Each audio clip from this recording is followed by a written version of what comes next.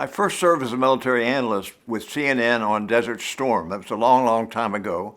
And then I worked for NBC, and then I worked for CBS. I covered 4 wars in a period of about 12 or 14 years.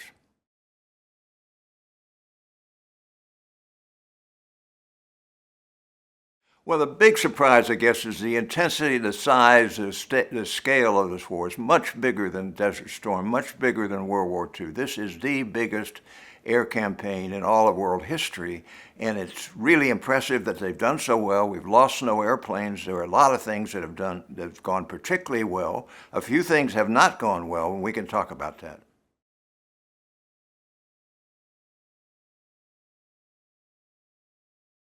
Yeah, the big issue that I like to talk about is how much it's been underreported. We've had some very good reporters. We have people who really understand war, who've been at war and all that, but we haven't had anybody who deeply understands air, the air campaign. There are things that they don't cover. For instance, they don't cover things like situational awareness, parallel warfare, effects-based targeting, things like that that really help understand the war. So I'd like to go into some of those and talk about each one. Let's talk about effects-based targeting. What you do is you go after a target, and not to destroy it necessarily, just to stop it from doing its work.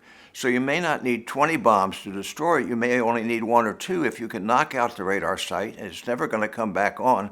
Why waste a lot of weapons? So the efficiency of the weapons is much better because we have this concept of effects-based targeting. The other thing is parallel warfare. When you fight a war, you sometimes do it incrementally. That's what we did in Vietnam, and that was the bad way to do it. If you do parallel warfare, where all the targets are being hit simultaneously, then the ability for the enemy to come back and recover is very, very difficult. Let's think about a big city in Iran. Think about a big city. You knock out their fire department, you knock out their police department, you knock out their security forces, you knock out the mayor's office, and they have no way to respond to the issue. They cannot do anything. And that's what we're doing. We're not only going after military targets, but we're going after the security forces that have killed all those people, and we're going out for the leadership in not only the city of Tehran, but in many other cities. It's called parallel warfare, and it's working out very, very well.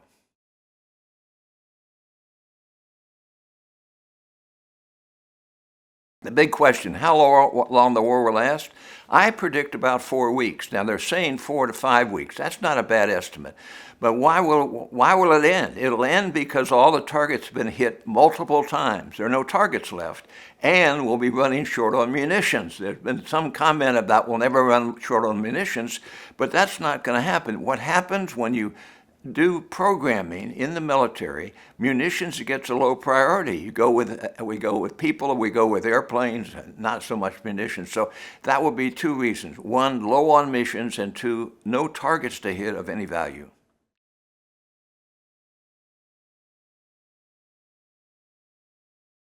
It will end when we declare the war is over, and hopefully we get some kind of response from some responsible organization on the ground in Iran saying, we're ready to quit, we're ready to negotiate seriously, and that would be the end. But we could just declare the war over, and that's kind of what we did in the past. We've had regime change using air power a number of times.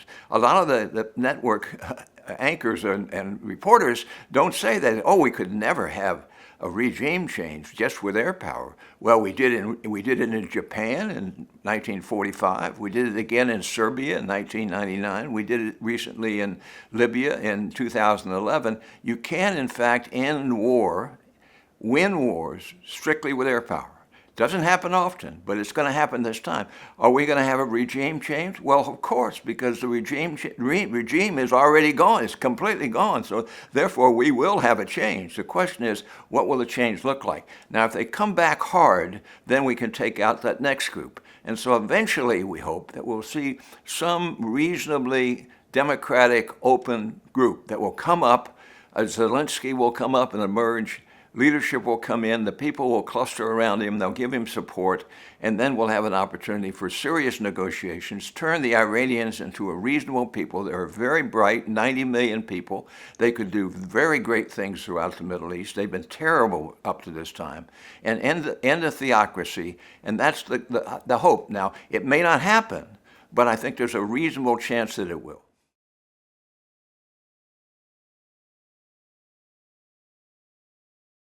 Well, the total cost of the thing is going to be hard to estimate, but I would guess around $300 billion. It's costing $5 or $6 billion a day. This is very expensive stuff, and it's going to continue on. And then there's going to be a lot of costs after the war, in which there's going to be some rebuilding that will take place, and there'll be some cost for that. Now, we America may not pay those costs, but somebody's going to have to pay the cost. So America probably $250, $300 billion.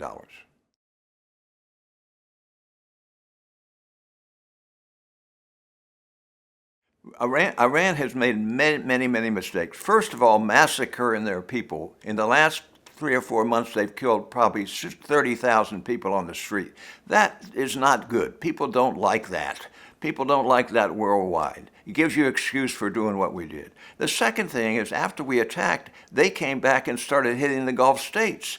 The Gulf states were not involved. In fact, in some cases, they didn't even let us use our bases, and then the Iranians went out and hit those bases. So we have gotten now some allies, or reasonable allies, because they are against Iran, because Iran has taken it back. So that's the mistake they made. But overall, strategically, the big mistake they made is having proxies. They've supported Hamas, they've supported Hezbollah, they've supported the Houthis, they've exported terrorism all over the world, and those mistakes were made early on, but the most recent mistakes they made is going after the Gulf states.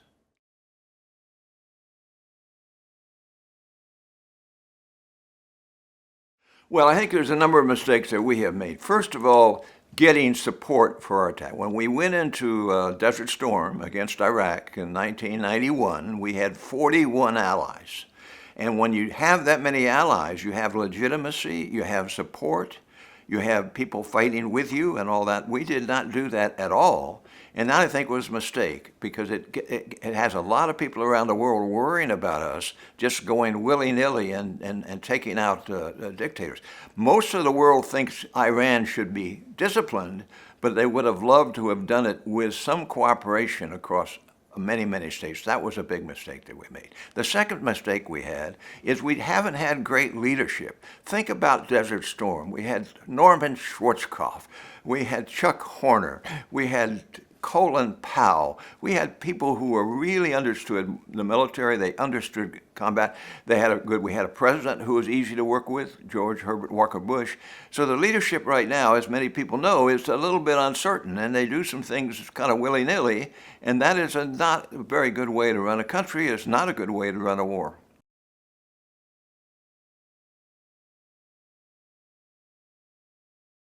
Well, you know, nice thing about the United States Air Force is we have 3 bombers. All the other countries in the world either have 1 or none.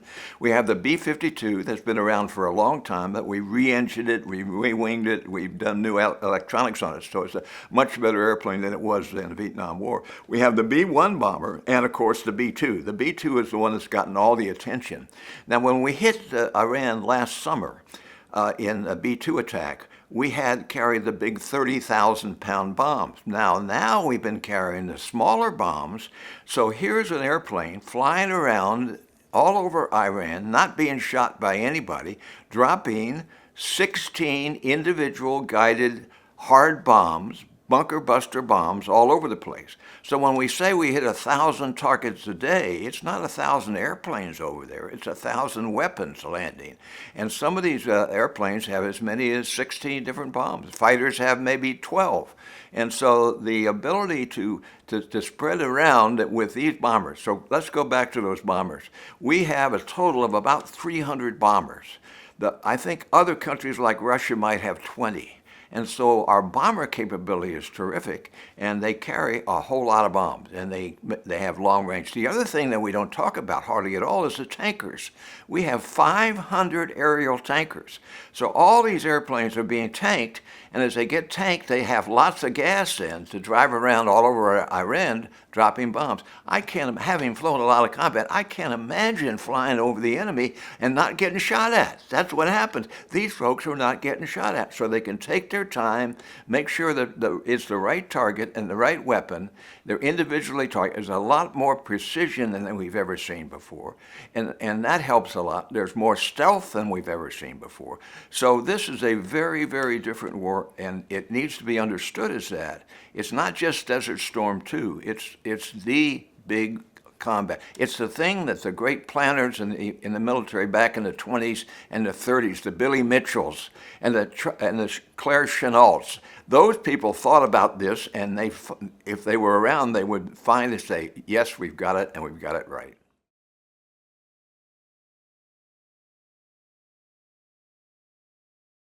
Well, the fighters we've been used, of course, are the Navy fighters. They're the F-35 and the F-18.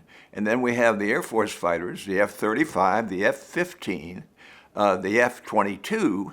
And then, of course, the Israelis have some airplanes. They have F-35s and they have F-15s. So we have a range of airplanes. Not all of them are stealthy, but they don't need to be stealthy. In the first couple of days when you knocked out all the air defense, then they don't need to be stealthy. But it was nice to have stealthy airplanes at the first time. The other thing that we're not talking about is drones. We have a drone called the Lucas drone, and it's an amazing thing. It's very inexpensive. It was designed, believe it or not, by the Iranians. We stole the technology, we made it better, and it's only cost $35,000 a drone, and it's a one-way drone. It's a kamikaze drone. Now we say, well, $35,000 is quite a bit but if you're going against $1 million target, and you knock it out with a 35,000-pound drone, that's not bad. So the drone warfare is coming along. We will manufacture in the next 2 or 3 years 300,000 drones, but we are really on top of the game.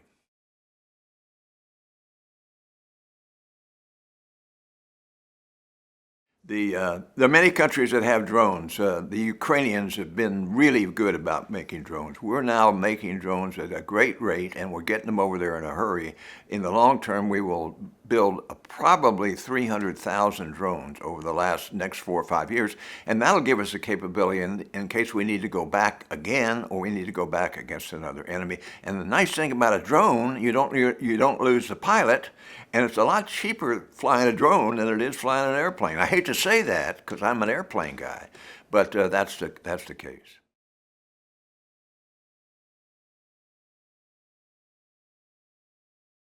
Now, I want to talk a little bit about situational awareness because we did have 3 of our airplanes shot down, 3 F-15s. I flew the F-15, and when I watched those crashes on the camera, it kind of broke my heart because we had never lost an F-15 in air-to-air combat in the past.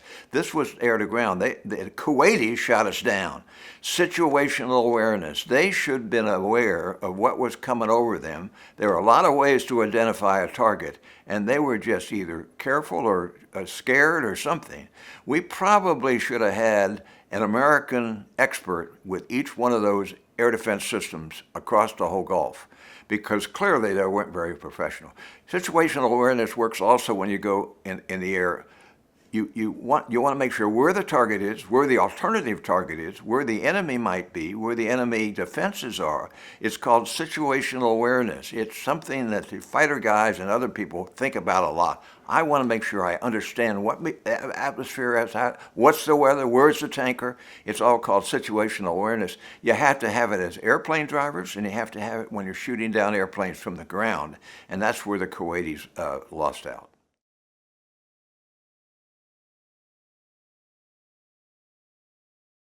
You jump out of an ejection seat, and you always wonder whether it's going to work, and you wonder whether the parachute's going to open. And they had 6 people jump out of those 3 airplanes. The parachutes worked, and they all made it on the ground, and they landed in friendly territory, and they were happy to be greeted. But you know, I was in a combat situation where my leader was shot down, and one guy did not get out of the airplane. The ejection system did not work. So whenever you have that kind of situation and the airplane's on fire, exploding and all, you always worry, will the pilot and backseater, will they get out? In this case, they all 4 did, and we should celebrate that.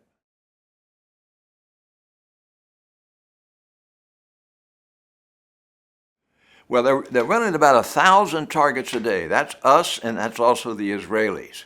Now, some days maybe only 600 or 800. Now, how can they hit that many targets? Well, the answer is they do it all day and all night. It never stops. Night is no problem for airplanes anymore. And they do individual bombs. So let's say you only need, say, 300 airplanes to drop enough bombs for 1,000 targets. These are 1,000 individual targets you hit with great precision.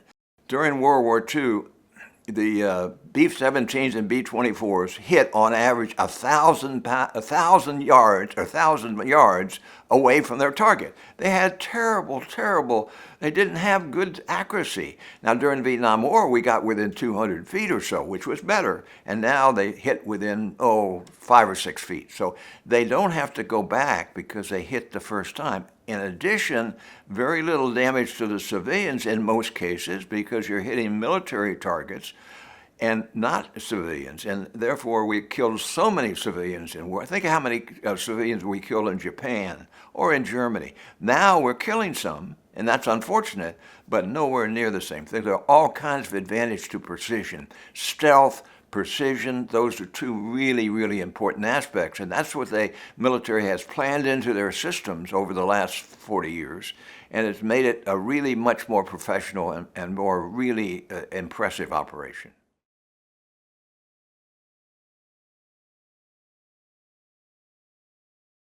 I think we will not run out of munitions, but we'll run short on munitions. So, for instance, you may want to drop bomb X, and you don't have bomb X, but there'll be bomb Y, which is not as good as bomb X. So we won't run completely out of munitions.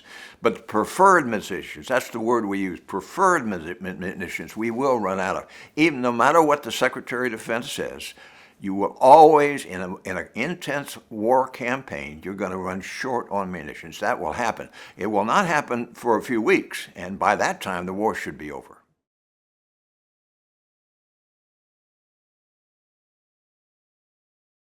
Yeah, when you look back in history and you look at air campaigns, you look at Japan when we used the firebomb raids and the nuclear weapons, when we did World War II over Germany, and those were very intense. But for instance, when you took 1,000 airplanes and flew over Germany, you didn't do that every day. You did it maybe 2 or 3 times a week. Now we're doing it all the time, every day, every night, and it's much more intense than we've ever seen before. Now, Desert Storm in 1991 was pretty intense. We had a lot of airplanes, and some of them had accurate weapon systems, but most of them didn't. They were dumb bombs in most cases. Now we have a lot of precision. Not every bomb that's dropped off the B-52, for instance, is a precision bomb.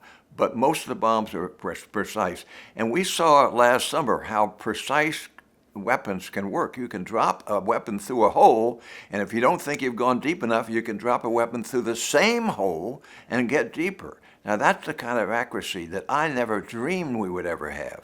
In my time, when I was the Air Force planner and putting it together, we talked a lot about precision and GPS and how that could help us. But it's well beyond what I expected we would be able to do.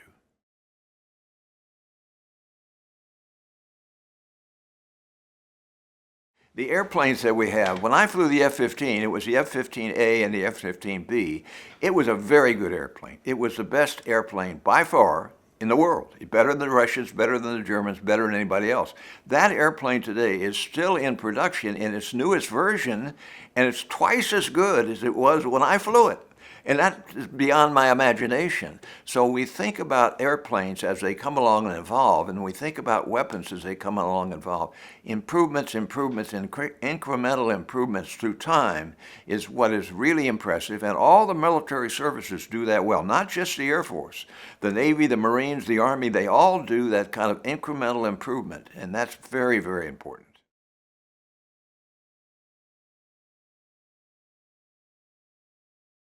Will the world be a safer place after the war? The answer is, I think so, because Iran will no longer be exporting terrorism. They'll no longer, I think, be murdering and massacring their people. And the Middle East will be at least marginally better. Now, Iran may break into some kind of civil war. They may have all kinds of problems within Iran, but they will not be exporting terrorism as they have in the past. They just won't do it anymore. So the Houthis will dry up. They won't have weapons anymore. The Hezbollah will not have weapons anymore. And the Hamas will not have weapons anymore. So those three areas will be much safer than they have been in the past. So overall, I think the Middle East will be still very uncertain, but much better than it is today.